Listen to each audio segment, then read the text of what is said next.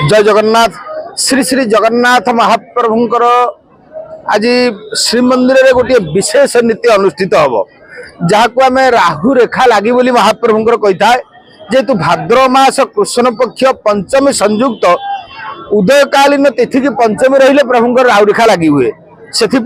विशेष नीति जहाँ अवकाश समय श्रीमंदिर जो माने अछंती बणिया से माने आसीतांती देउलकरण तड़ुकरण उपस्थित रही भंडार महाप्रभुंकर राहु रेखा आसे कारण ये राहु रेखाटी प्रभुंकर विशेष भाव में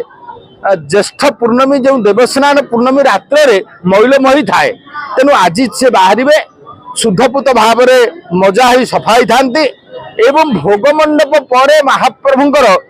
जो माने दैतापति एवं पति महापात्र सुधस्वार पालिया मेकाप पालिया पढ़ियारी एमानकर संपृक्त सेवक मान द्वारा महाप्रभु पाखे लगी हुए विशेष भाव में बाड़ग्राही माने लगी करी तीन बाड़े एवं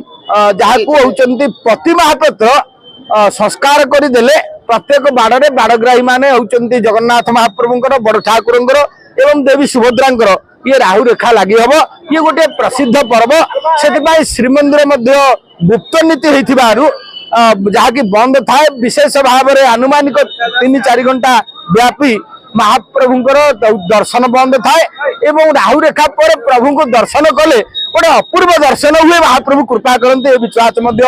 भक्त समाज रही।